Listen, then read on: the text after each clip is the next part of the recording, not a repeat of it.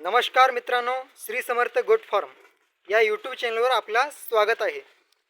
मित्रांनो, बऱ्याच जणांचा मला कमेंट होते की तुम्ही या बोकडांना काय खुराक देता आणि किती देता.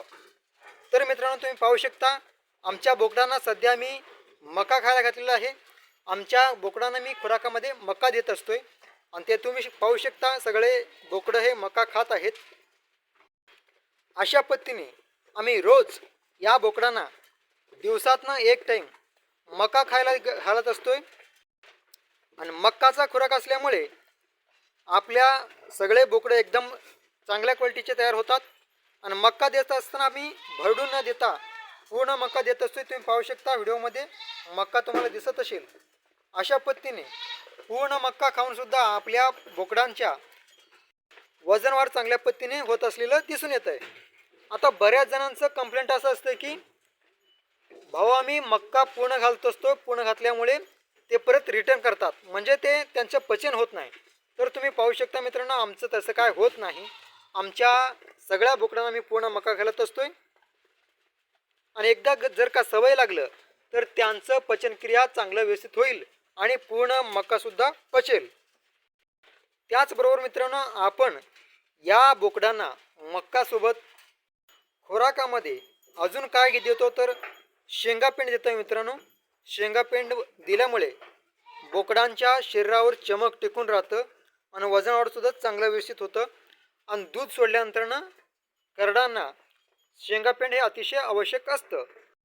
मक्का आणि शेंगापेंड या व्यतिरिक्त आमच्या बोकडांना अजिबात कुठल्याही प्रकारचा खुराक आम्ही देत नाही.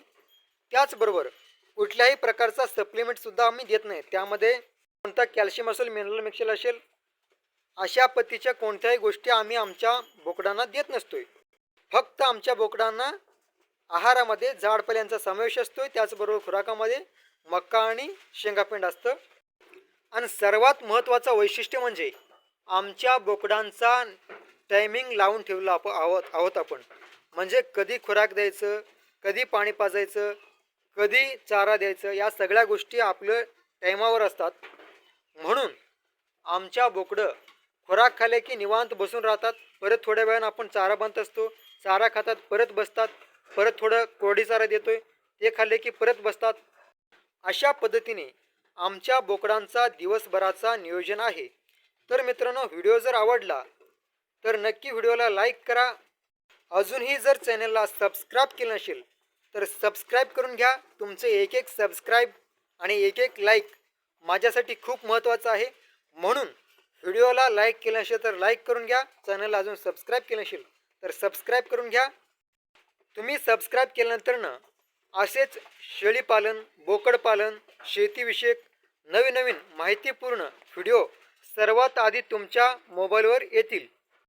आणि आमचे व्हिडिओ अपलोड केल्यानंतर सर्वात आधी तुम्हाला त्याची नोटिफिकेशन येईल. म्हणून आमच्या चॅनलला सबस्क्राईब करायला विसरू नका. धन्यवाद. जय जवान, जय किसान.